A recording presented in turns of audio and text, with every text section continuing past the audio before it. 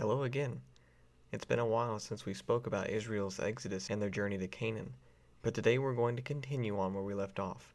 When we last spoke, the nation of Israel had been provided bread from heaven that they referred to as manna.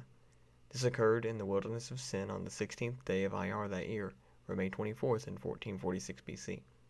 We know that they stayed in the wilderness of Sin for at least a week because it was there that they learned that manna would rain twice as much on the 6th day of the week because they would not gather it on the 7th.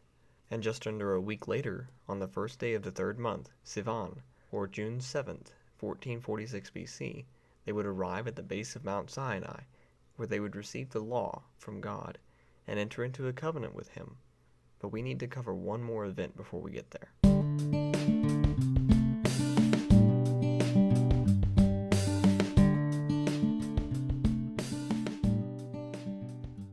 After beginning to receive manna from heaven in the wilderness of Sin, Numbers 33 records that Israel moved on and camped at Dophkah. We can surmise by the meaning of the name Dophkah to beat or knock as if to drive cattle hard, that God had to forcefully drive them away from the wilderness of Sin. It can be assumed that though God had proved to them that He would take care of their needs by providing manna, that they didn't fully trust Him and wanted to stay where they knew manna fell. But they did eventually move to camp at Dophkah, and then to Alush, as Numbers 33:13 states. Now Numbers 11:8 states that the people would go about and gather it, speaking about manna, and grind it between two millstones, or beat it in the mortar, and boil it in the pot, and make cakes with it, and its taste was as the taste of cakes baked with oil. The word make here is in the perfect tense of the Hebrew word bashal, meaning that this had occurred prior to the events in Numbers 11. After Israel had left Mount Sinai. So it is believed that it was at Alush that they began to knead the manna into dough and bake cakes with it, because the name Alush has a meaning of I will knead dough. Now the campsite directly following Alush and just prior to Israel's arrival at Mount Sinai is Rephidim. Rephidim was originally abundant with water, but was suffering from a drought at the time of the Exodus. Remember that there had been water at Marah a month prior, but it was too bitter to drink. That situation had been resolved, but they continued to be disgruntled with each new campsite. There should have been plenty of water in Rephidim, but this year that wasn't the case. So they quarreled with Moses to the point that they nearly stoned him to death. But not just with Moses, they quarreled against God as well, asking in Exodus 17:7, "Is the Lord among us or not?" In that desperate situation, Moses cried out to God, and God told Moses, "Strike a rock to bring forth water for the people." And when Moses obeyed, water gushed from the rock. This wasn't a mere trickle, but enough water came from the rock to allow nearly 2.2 million people to drink. Remember, 603,550 men of fighting age left Egypt, but counting women, children, and the elderly, there were around 2 million. Referring again to Exodus 17:7, Moses called the place Massah and Meribah, meaning to test and to quarrel with. Moses gave those two names to the site so that people would not forget this great act of disbelief. It's hard for us to fathom a group of people who could bear witness to the 10 plagues, the parting of the Red Sea, the raining of manna, who were led by day and by night by a pillar of cloud and fire, and yet still have the audacity to ask, "Is the Lord with us?" But when you're dying of thirst, you might ask the same question. How often do you yourself encounter trials and ask that question? Though God has been with you from the start, it's very hard in the moment to remember that He is always there, and that all we have to do is trust Him. Moses wanted the people to remember this, so that they would not continue to try God.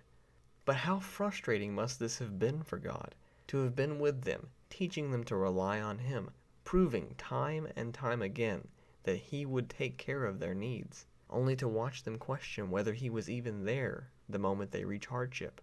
Through their obedience to His word, they survived the 10th plague, and the angel of death passed over their homes. At Etham, He provided the pillar of cloud by day and fire by night to guide them on their journey. It shaded them during the day with cloud and warmed them at night with fire. Through no action of their own, God parted the Red Sea for them, allowing them to cross over on dry ground, and then He destroyed their enemies in front of their eyes. Again, in the wilderness of Sin, He taught them that obedience to His word brought life, and that if only they would follow Him, they would receive life and be cared for. The common theme here is rely on me, obey my words, and I will provide all of your needs. I haven't stated this in a while, and I think it's a good time to bring it back up. The Bible is not a collection of stories or a mere record of historical events. The events recorded are indeed historical, but they are included in God's Word for a purpose. And that purpose is to reveal God's administration over the redemption of mankind throughout history from the fall of Adam until now. Adam's fall occurred because of disobedience and a lack of reverence for God's words. God then must instruct man that obedience is the key to life. God spent 20 generations from Adam building faith in his people, and when that faith reached its peak with Abraham, he began the next phase of redemption. To Abraham, God provided the covenant of the torch, a promise to make a great nation out of Abraham, and a promise that in him all the nations of the world would be blessed. Abraham's grandson Jacob would take his 70-member family to Egypt in 1876 BC, and for 430 years God would grow a great multitude of people in bondage. In April of 1446 BC, he led over 2 million people out of Egypt with a high hand, having plundered the Egyptians, and immediately began to teach them, "Rely on me, obey my words, and I will provide all of your needs." The same thing that he had instructed Adam to do. God was building a nation that would one day give rise to the Messiah, the promised seed of the woman that would destroy the works of the devil and usher in the recovery of man. But first, he had to instruct them to rely on and to obey him. It was immediately after their display of unbelief at Rephidim that Israel was attacked by the Amalekites. We studied last time that God provided Israel's needs in the wilderness of sin through his gift of manna. The laws regarding manna can really be summed up in one statement: trust me. Do not store it up for the next day. Trust that I will give you more tomorrow. I will not rain manna on the Sabbath, so I will give you more on Friday. Gather twice as much on Friday, and trust that I will not allow it to spoil, so that you will be sustained on the Sabbath day. The only caveat to God's provision to Israel was that they obey him. Had they continued to obey, would he not have provided water as well when they needed it? Let's read Hebrews 12:7. It is for discipline that you endure. God deals with you as with sons. For what son is there whom his father does not discipline? And Proverbs 3:12. For the Lord corrects those he loves, just as a father corrects a child in whom he delights. Because of their disbelief, God allowed Israel to be attacked by the Amalekites. But as the Bible states, God disciplines those he loves. And his love can be found here as well. The attack from Amalek was a twofold discipline. God was rebuking the Israelites for their disbelief, but he was also reassuring them that he would still continue to be there for them when they needed him. Those of us who are parents, we can learn a great deal from the way that God deals with his children. Yes, he rebuked Israel, but let's read the account. Exodus 17 verses 8 through 13.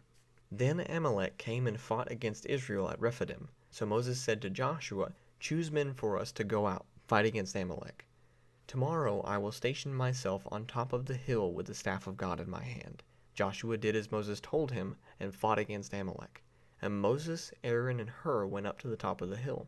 So it came about when Moses held his hand up that Israel prevailed, and when he let his hand down, Amalek prevailed. But Moses' hands were heavy. Then they took a stone and put it under him, and he sat on it. And Aaron and Hur supported his hands, one on one side and one on the other. Thus his hands were steady until the sun set. So Joshua overwhelmed Amalek and his people with the edge of the sword. Moses prayed to God with his hands lifted up. Aaron and Hur helped him by supporting his arms, and God allowed them to gain victory in the battle against the Amalekites. It was there that Moses built an altar and named it Jehovah Nissi, or the Lord is my banner.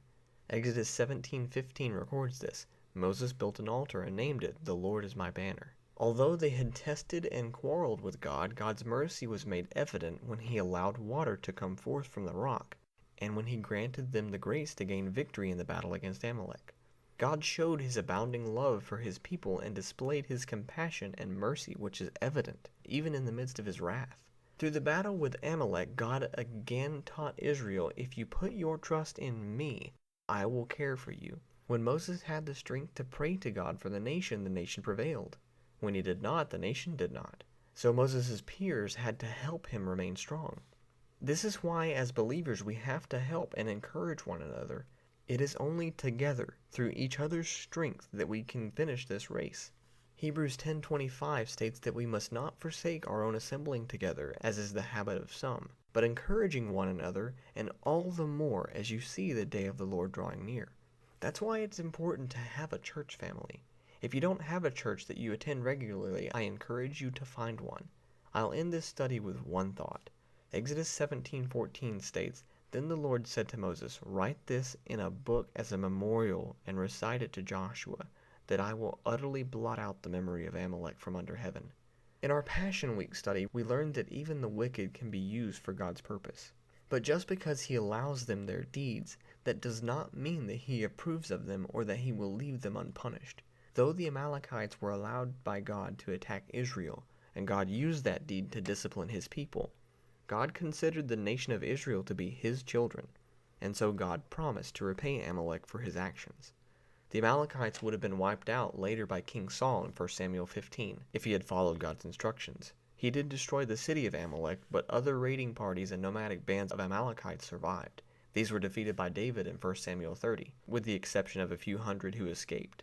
The remnant of the Amalekites were finally destroyed by the Israelites many years later in 1 Chronicles 4:43. God made good on his promise. He blotted out the memory of Amalek by wiping out his descendants. He was at war with them for many generations. God will always protect his people. This was the final lesson given to Israel before they arrived at Mount Sinai. There he would enter into a covenant with them and promise to make them a nation of kings and priests. Stay tuned next time when we cover the events at Sinai. Until then, this is Deacon saying thanks for watching. God bless.